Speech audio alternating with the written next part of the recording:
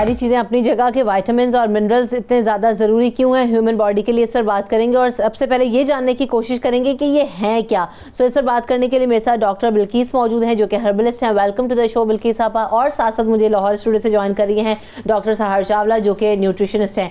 सो सबसे पहले तो सहर ये बता दीजिए कि विटामिन क्या होता है, मिनरल क्या होता है और इसकी ह्यूमन बॉडी को ज़रूरत क्यों है। अस्सलाम वालेकुम रमशा, आई होप आप और बिल्किस आपा सब ठीक ठाक हैं। हमारे जो खाने के जितने भी इम्पोर्टेंट जुज़्व हैं वो आपके पास 5 चीज़ों में डिवाइडेड होते हैं, ठीक है। 3 चीज़ें उसमें बड़े बड़े ब्लॉक्स होते हैं और 2 चीज़ें उसमें छोटे छोटे ब्लॉक्स होते हैं। जो 3 बड़े बड़े ब्लॉक्स होते हैं उनका नाम हमें सुनने को बहुत मिलता है, कार्बोहाइड्रेट, प्रोटीन और फैट। और जो 2 छोटे ब्लॉक्स होते हैं लेकिन उनके फंक्शन बहुत बड़े बड़े हैं वो आपके पास होते हैं विटामिन्स और मिनरल्स।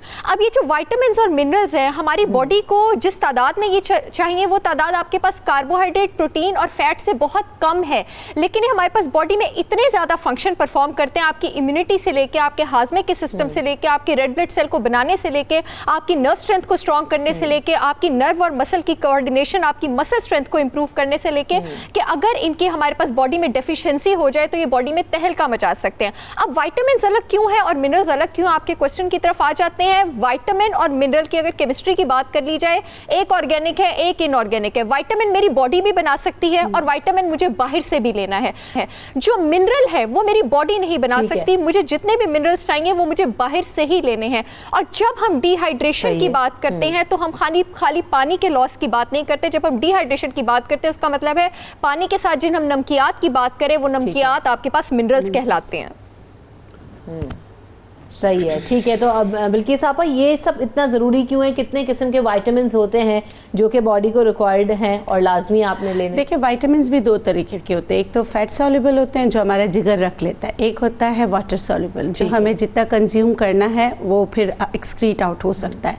मगर वो भी विटामिन अगर ज़्यादा लिए जाएँ तो भी ख़तरनाक है। जैसे ख़वातीन पे हम बात करते हैं कि ख़वातीन जैसे विटामिन ए की बहुत ज़रूरत होती है, मगर क्या स्किन के लिए सबको पता है कि बहुत अच्छी होती है, स्किन ग्लो करती है। तो यहाँ ख़वातीन गलती कर जाती हैं, वो सप्लीमेंट पे चली जाती हैं जो उनके लिए ख़तरनाक हो सकता है अगर प्रेग्नेंट है। तो ये मैं हमेशा बताती हूँ और बताती रहूँगी। इसी तरह विटामिन ई है, वो भी फैट सॉल्युबल है, यानी कि उसको वो डिज़ोल्व होता है आपकी चर्बी में, जिगर उसको रख सकता है हमारे लिए, सही है। तो फैट में वो डिज़ोल्व होता है, मतलब कि तो वो भी ज़्यादा, उसकी ज़्यादती भी ख़राब हो सकती है। मतलब एतदाल पसंदीदगी जो है ना हर चीज़ में होना चाहिए। और ख़वातीन के लिए इसलिए ज़रूरी है कि ख़वातीन अपनी नशोनुमा के साथ फिर वो जैसे बेबी भी कैरी करती है, ये सारी चीज़ें होती हैं। तो इस वजह से प्रेगनेंसी है लेडीज़ को जो है ना वो मल्टी विटामिन दिए जाते हैं। बिल्कुल दिए जाते हैं, पर सिर्फ प्रेगनेंसी में नहीं और आगे भी फिर हमारे हार्मोन्स के लिए भी विटामिन्स की बहुत ज़रूरत होती है। फिर आगे जब हम मेनोपॉज में चले जाते हैं तो फिर उसके लिए ज़रूरत होती है। तो इसलिए हमेशा कहा जाता है कि ख़वातीन को एतदाल से सारी विटामिन्स, लेकिन जहाँ तक बात है कि कुछ विटामिन्स तो आपकी बॉडी बना लेती है, कुछ की आपको नीड होती है। तो कोशिश करें कि वो जो नीड है वो भी अपनी ऑर्गेनिकली पूरी करें। अगर हम बैलेंस डाइट का इस्तेमाल करें डेली के रूटीन में तो हमारी हर चीज़ जो है वो पूरी हो सकती है। सही। तो सहर ये जो नीड की बात की है अभी बिल्किस आपा ने, ये भी कहा जाता है कि मर्दों से ज़्यादा ख़वातीन को विटामिन्स की ज़रूरत होती है, तो is that true? Absolutely it is true. उसकी रीज़न है हमारे पास ये कि because women once they hit a certain age they start menstruating, और जब माहवारी स्टार्ट हो जाती है, जब मेंस्ट्रुएशन स्टार्ट हो जाती है तो आपको डेफिनेटली आपको बॉडी में ज़्यादा न्यूट्रिएंट्स की ज़रूरत है क्योंकि हर महीने खासा अमाउंट ऑफ ब्लड लॉस हो रहा है। और आपके पास बहुत सारे विटामिन, जो विटामिन B9 है और जो विटामिन B12 है वो आपके पास बॉडी के रेड ब्लड सेल्स को मैच्योर करता है। अगर विटामिन B9 और B12 ना हो तो जो बॉडी के रेड ब्लड सेल्स हैं उनका जो ड्यूरेशन होता है खुद से डिवाइड होने का, ख़त्म होने के बाद 120 दिन वो कम हो जाता है, तो आपको एनीमिया हो सकता है। तो अगर ख़वातीन अपनी बच्चियाँ अपने विटामिन इंटेक का ख्याल नहीं रखती तो एनीमिक तो वो फ़ौरन हो सकती हैं। दूसरा, मिनरल्स में आपके पास कैल्शियम जो है वो आपकी बोन हेल्थ के लिए चाहिए। और जब एक खातून बच्चा डिलीवर करती है तो जो बच्चा होता है वो यकीन करें खातून के जिस्म का तकरीबन 40 से 50% कैल्शियम लेकर पैदा होता है। यही रीज़न है कि बहुत सारी ख़वातीन प्रेगनेंसी के ड्यूरेशन में तो अपनी हेल्थ और अपनी वो जो बोन स्ट्रेंथ है वो प्रिजर्व कर लेती सकती हैं, लेकिन एक बार जब बच्चा डिलीवर हो जाता है तो अक्सर खवातीन से आप ये कंप्लेंट सुनेंगे कि मेरे जिस्म में बहुत दर्द है, मेरे पट्टों में बहुत दर्द है, उनके बाल गिरना शुरू हो जाएंगे क्योंकि उनको डिफरेंट विटामिन बी कॉम्प्लेक्सेस की कमी हो रही होगी, उनकी हड्डियां कमजोर हो जाएंगी क्योंकि उन्होंने अपनी प्रेगनेंसी की ड्यूरेशन में कैल्शियम जो है ध्यान से नहीं लिया। लेकिन गुड न्यूज ये है कि अगर आप एक बैलेंस एंड चेक रखें अपनी डाइट का तो आप इनकी कमी पूरी कर सकते हैं। ठीक है, तो एक कॉलर भी हमारे साथ, उनको शामिल करते हैं। डॉक्टर अकील हमें कॉल कर रहे हैं। जी डॉक्टर अकील, क्या कहना चाहते हैं? हेलो हेलो, हाँ आवाज आ रही है जी? क्या कहना चाहते हैं आप डॉक्टर अकील? हाँ, मैं डॉक्टर अकील खानदादा बोल रहा हूँ मुल्तान से। मैं पब्लिक हेल्थ स्पेशलिस्ट हूँ और साथ मैं साबका ईजी हेल्थ हूँ और मैं फर्स्ट एवर पाकिस्तानी डॉक्टर हूँ जिसे यूनाइटेड नेशन ने फॉर इंटरनेशनल अमेरिकन अवार्ड के लिए नामजद किया था। रिगार्डिंग कोरोना वायरस के सिलसिले में मैं आपको बता रहा हूँ, ये डॉक्टर साहब आज साहर चारवा बहुत अच्छी चीजें बता रही हैं, बहुत अच्छी चीजें बता रही हैं, लेकिन कोरोना वायरस के दौरान इम्यूनिटी इन चीजों से डेवलप नहीं करनी, क्योंकि जब भी वायरल इन्फेक्शन होता है तो इम्यूनिटी हमेशा डेवलप होती है एक्टिव या पैसिव इम्यूनाइजेशन से, उनके अगेंस्ट एंटीबॉडी से। ये स्पेसिफिक प्रोटेक्शन इस वजह से होती है कि अगर कोई इंटरवेंशन करनी है कि किसी को किसी कमी है तो आप डाइट प्लान बताएं।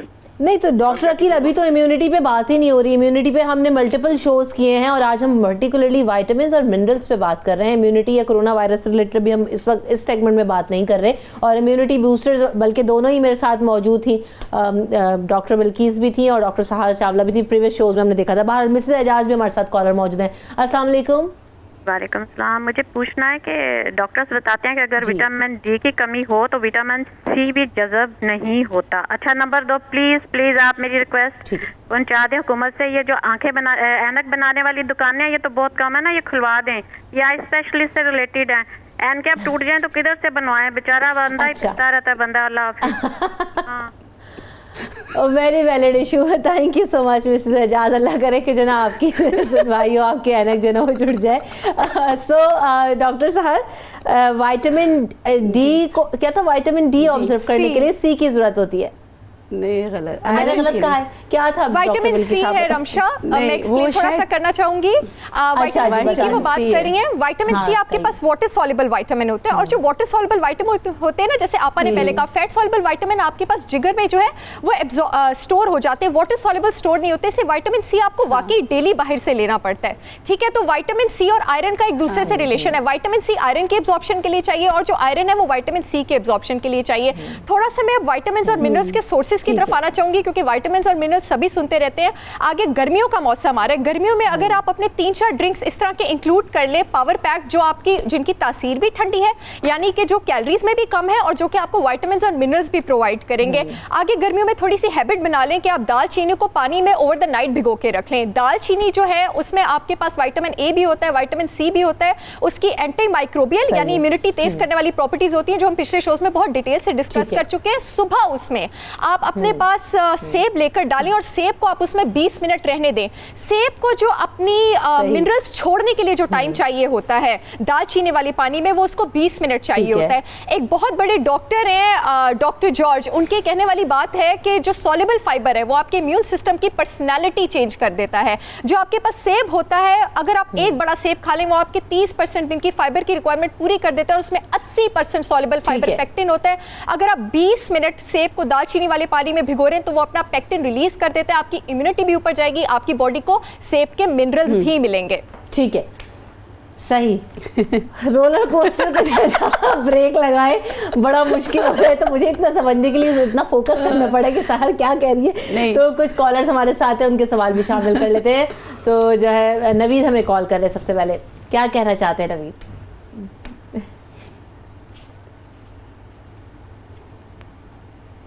हेलो, अस्सलाम वालेकुम। हुमैरा भी हमारे साथ है। अस्सलाम वालेकुम हुमैरा, क्या सवाल है आपका? जी अस्सलाम वालेकुम। मेरा डॉक्टर शहर से सवाल है कि ये मेरा सीरम कॉर्टिसोल लेवल जो है वो बहुत मतलब 10% इंक्रीज आया नॉर्मल रेंज से। तो काइंडली ये डॉक्टर्स को पूछ के बता दें डॉक्टर शहर से कि क्या रीजन हो सकती है। सुबह मैंने 8 बजे करवाया था सीरम कॉर्टिसोल, तो वो 10% क्यों इंक्रीज है, उसके रीजन बिहाइंड इसके क्या है? ठीक है, सहर से जवाब लेते हैं। नवीद भी हमारे साथ है। अस्सलाम वालेकुम नवीद, क्या पूछना चाहते हैं आप? जी मैडम, चावला से मैंने बात पूछनी है कि बस मेरी एज है 46 ईयर्स और इस्लामाबाद में टीचर हूँ। तरनौल कॉलेज का।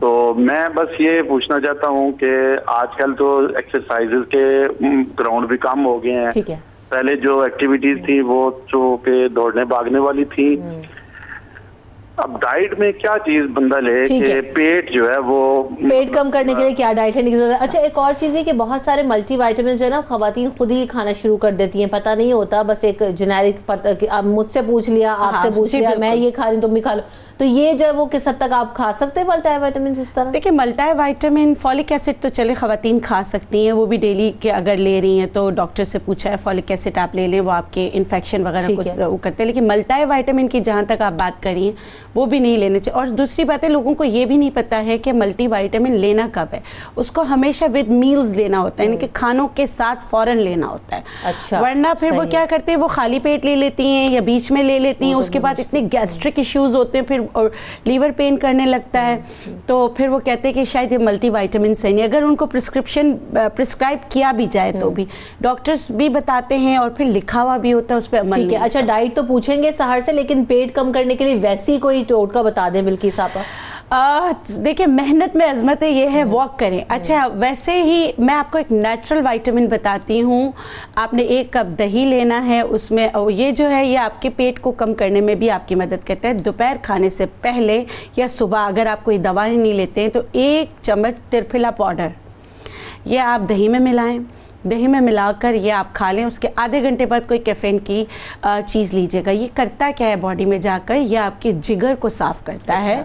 जिगर ने जो चीज़ें ज़्यादा रखी हुई थी उसको निकाल देता है और ये आपके जिगर को काम कराता है, जो वाइटामिन है, मिनरल्स है। क्योंकि देखिए मैं आप एक मिसाल देती हूँ आम फहम अल्फाज में कि अगर आपने पतीली धोई नहीं है तो क्या उसमें खाना अच्छा बन जाएगा? नहीं बनेगा ना, उसमें कोई चीज़ें लगी हुई होंगी। इसी तरह हमारा जो जिगर है वो हमारा केमिकल लेबोरेटरी, हमारा किचन है। अगर आपका किचन ही साफ नहीं होगा तो वो कैसे आपकी चीजें रखेगा? ठीक है, तो सबसे पहले एक सवाल आया था सीरम कोर्टिसोल से मुतालिक, जरा बताइएगा सहर।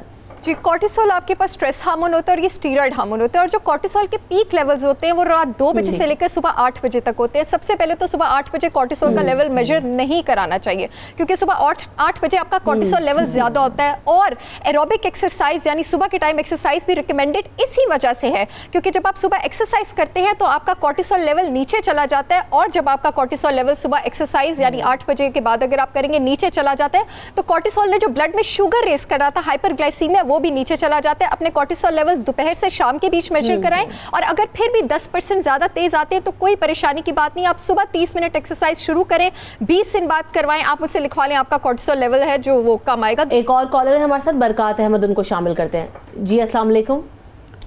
जी अस्सलाम वालेकुम जी, मेरा क्वेश्चन है डॉक्टर बिल्किस शेख से कि मेरा बेटा है जिसकी एज 29 के करीब है और उसको पिछले 5 साल से उसका इशू स्टमक का है जी। उसको हर महीने 1.5 के बाद उसको डायरिया होता है, उसको मोशंस आते हैं, उसके साथ उसको वॉमिटिंग आती है और उसको बिल्कुल नकाहत होती है। उसके प्लेटलेट्स कोई 10 से 20 बार कम से कम 2, 3, 4 के लेवल तक आ गए। अच्छा। और उसका हीमोग्लोबिन भी 7.5 तक आ जाता है। और आज मैं उसकी तकरीबन 5 टाइम बोन मैरो करा चुका हूँ, ठीक है। अच्छा, एंडोस्कोपी करा चुका हूँ, कोलोनोस्कोपी करा चुका हूँ, उसके लेप्रोस्कोपी करा चुका हूँ, कोई खुदा न खासा कोई ऐसी कैंसर या कोई चीज नहीं थी, ठीक है। और आज भी उसकी ये हालत है कि कोरोना की वजह से निकाल नहीं रहा, उसे हर 2-3 दिन बाद स्टूल आता है जिसके अंदर थोड़ा थोड़ा ब्लड भी आ रहा है। ठीक है, तो इट्स वेरी कॉम्प्लिकेटेड केस। इस सिस्टम में कुछ गाइड करेंगे? बिल्कुल करूंगी। सबसे पहले मैं चाहूंगी आपको मेरा नंबर दे दें। एक तो इसके पहले कि आप जवाब दें, एक और कॉलर भी शामिल कर लेते हैं, फिर आप दीजिएगा। मुनीब हमारे साथ हैं, अस्सलाम वालेकुम। अस्सलाम वालेकुम जी। मुझे डॉक्टर सहर से बात करनी थी। जी, सवाल कीजिए। कि जो हम विटामिन सी के लिए ये ऑरेंज या लेमन लेते हैं, तो मैं जब लेता हूँ तो अक्सर मेरा गला खराब हो जाता है, तो ये इस तरह के जो है जो थोड़े से खट्टे होते हैं उनको लेने का तरीका क्या होना चाहिए डॉक्टर साहब, ताकि हमें विटामिन सी भी मिले और गला भी ना खराब? लेते हैं। ठीक है, पहले आप बिल्किस साहब। अच्छा देखिए, ये केस ऐसा है कि इसमें मुझे बहुत सारी चीज़ें पता करनी, जैसे एंजाइटी तो नहीं आपके बेटे को, लेकिन मैं आपको 2 चीज़ें बता देती हूँ। कहीं से पंसार खुला हो या कुछ तो आप इस्तेमाल कर सकते हैं। सबसे पहले आप क्या करेंगे, बेदाना अनार जो होता है उसका छिलका उस उबाल के देना शुरू करें। इनको जिंक की सप्लाई बढ़ानी है। और छोटी हड़ को पहले तो उसको देसी घी में भूनना है, फिर पीसना है, फिर पीसने के बाद उसको पिंच जो है दूध के साथ, आप अगर दूध उसको हजम हो जाता है, नहीं होता है तो आप पानी में बना के कहवा दें। इंशाल्लाह आप देखेंगे कि जो उनको हर दूसरे तीसरे महीने में जो ये प्रॉब्लम होती है वो सही हो जाएगी।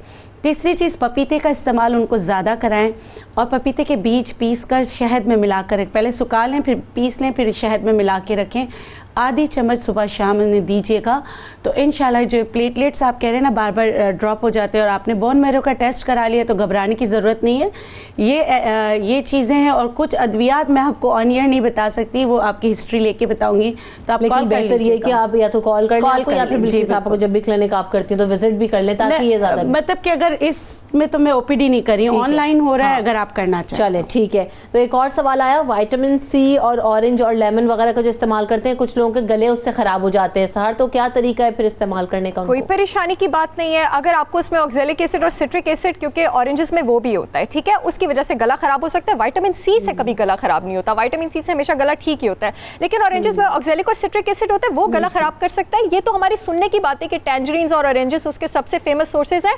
एक शिमला मिर्च में एक आउंस पर आउंस किन्नू से ज्यादा विटामिन सी मौजूद है। स्वीट पोटैटोस का भी मैं जिक्र कर चुकी हूँ। एक स्वीट पोटैटो में आपके पास दिन का 125% विटामिन सी होता है। पपीता इस वक्त है आपके पास, पपीता अगर आप डेली लेते हैं, एक पपीता में आपके पास 165% से लेकर 225% तक विटामिन सी दिन का मौजूद है। तरबूज अगर आप एक बोल लेते हैं उसमें दिन के 30% ऑफ विटामिन सी तक मौजूद है। खीरे में आपके पास बहुत ज्यादा विटामिन सी होता है। तो अगर आपको किन्नू माफिक नहीं है, टेंशन की कोई बात नहीं है, हरी सब्जियां आप ले सकते हैं, उसमें बहुत ज्यादा विटामिन सी मौजूद है। आप इनमें से जो भी मैंने सब्स्टिट्यूट्स कहे हैं कोई भी ले, आपका गला भी खराब नहीं होगा और आपकी विटामिन सी की रिक्वायरमेंट भी पूरी होगी। और सप्लीमेंट से गुरेज करें, सप्लीमेंट्स में विटामिन सी की एब्जॉर्प्शन बहुत कम होती है। एक और चीज होती है, एक और चीज ये होती है कि मल्टीविटामिन जब खवातीन लेना शुरू कर देती हैं टैबलेट्स की फॉर्म में, तो उनका वजन बढ़ना शुरू हो जाता है। तो क्या इसमें सदाकत है बिल्किस आपा? क्या वजह कुछ होती हद तक सदाकत है। देखिए, खाने का तरीका, देखिए अगर आप विटामिन और मिनरल्स लेंगे कुछ हद तक सदाकत है, क्योंकि वो ना एक्सरसाइज नहीं करेंगे और उसमें तो फिर जाहिर सी बात है वेट तो बढ़ेगा ना, आपकी रिक्वायरमेंट्स पूरी हो रही हैं। अच्छा, मैं एक चीज़ बता देती हूँ, अगर आपको लीमू और वो हजम इस तरह नहीं होता कीनू, तो थोड़ा सा उसको गर्म करें, काले मिर्च डाल दें, दालचीनी का पाउडर मिक्स कर दें। हमेशा लाइम के लिए आपको पता है कि नींबू पानी में हमेशा कहते हैं गर्म पानी में, जिनको गला ख़राब होता है वो डाल के पिए तो इंशाल्लाह नहीं होगा। ठीक है। अच्छा, ये जो हम बात करते हैं सहर के विटामिन और मिनरल्स हमें ग़िज़ा से भी मिल सकते हैं और सप्लीमेंट्स की फॉर्म में भी मिल सकते हैं, तो अगर जो लोग सप्लीमेंट्स इस्तेमाल कर रहे हैं और वजन बढ़ने की जिनको शिकायत हो, वो क्या करें? देखिए, मैं ये चीज़ थोड़ी सी एक्सप्लेन करना चाहूँगी। एक चीज़ होती है आरडीए। आरडीए का मतलब है रिकमेंडेड डेली अलाउंस, यानी किसी भी एक विटामिन की, किसी भी एक मिनरल की डेली अलाउंस आपकी बॉडी में रिक्वायरमेंट कितनी होनी चाहिए। अब विटामिन और मिनरल आपके पास कहाँ से आता है? जितनी आपकी ज़मीन जरखेज़ होगी उतनी ही आपके फूल और सब्जियों में विटामिन और मिनरल ज़्यादा एब्जॉर्ब होगा। ठीक है, अब डिपेंड करता है कि आप उन सब्जियों और फलों की जो इंटेक है वो कैसी रख रहे हैं। अगर वैसे तो बहुत मुश्किल है उस इंटेक को बैलेंस्ड रखना, लेकिन फिर भी उस इंटेक का एक चेक होना चाहिए, ताकि आपको ये पता हो कि फिर आप जो सप्लीमेंट्स लेने में कोई बुराई नहीं है, लेकिन आपको पता हो कि अपना इंटेक कितना है, तो सप्लीमेंट्स की सूरत में उसको कितना लेने की जरूरत है। वो इस तरह होता है कि जो लोग सप्लीमेंट्स को फकियों की तरह लेना शुरू कर देते हैं और अदरवाइज भी उनकी डाइट अच्छी होती है। तो विटामिन्स का बेसिकली काम क्या होता है? विटामिन्स का काम ये होता है कि कार्बोहाइड्रेट और प्रोटीन जब बॉडी में हजम हो रहा होता है तो उसको तोड़कर उसमें से एनर्जी निकालते हैं। आप जब बॉडी में आप सप्लीमेंट्स भी ले रहे हैं, वैसे भी डाइट ले रहे हैं, जरूरत से ज्यादा विटामिन्स हो जाएंगे तो जो कार्बोहाइड्रेट और प्रोटीन है वो जल्दी हजम होना शुरू हो जाएंगे। आपको ज्यादा भूख लगेगी, आप ज्यादा खाएंगे। इस वजह से लोग जो है बहुत ज्यादा सप्लीमेंट्स खाने की वजह से वेट पुट ऑन करते हैं। तो ये मत कीजिए। अपना जो डाइट का चेक एंड बैलेंस है और सप्लीमेंट्स का चेक एंड बैलेंस है वो प्लीज किसी प्रोफेशनल से कराइए, क्योंकि ये बड़ी कैलकुलेटेड चीज होती है। ठीक है, सही। अभी कौन कौन सी फ्रूट्स वगैरह इस्तेमाल कर सकते हैं बिल्किस आपा जिनमें हमें ज़्यादा से ज़्यादा विटामिन्स और मिनरल्स मिल सकते हैं? देखिए, अभी सीजनल मैं आपको एक बात बताऊँ, अल्लाह गफूर रहीम ने हमारे साथ बड़ा इंसाफ किया। हर मौसम में हर चीज़ आपको मिल रही होती है। जैसे शिमला मिर्च की बात की गई, आपको मिल रही है, आपको गाजर मिल रहा है, आपको पालक मिल रहा है, और आपको अभी आलू बुखारे आने वाले हैं, अभी खुबानी आ जाएगी, लीची आ जाएंगी कि अभी इस मौसम में अभी कुछ दिनों बाद आपके फालसे आ जाएंगे। ये सारी जो देखिए कभी भी प्रिजर्व करके चीज़ें आप इस्तेमाल नहीं करें, जो मार्केट में मौजूद हैं उसका इस्तेमाल करें। और वैसे भी अगर आप सीजन की सब्जी और फल इस्तेमाल करते हैं तो कहते हैं कि ये कंप्लीट न्यूट्रिएंट्स आपको इसमें मिल रहे होते हैं, लेकिन आपने उसको बैलेंस करना होता है कि कब आपने फ्रूट का इस्तेमाल करना है, कब कौन सी vegetable. Thank you so much Bilkis आपा और सहर, आपने वक्त दिया, दोनों का शुक्रिया। उनका वक्त खत्म हो गया, हमें दीजिए इजाजत, अपना ख्याल रखिएगा, अल्लाह ने के बाद।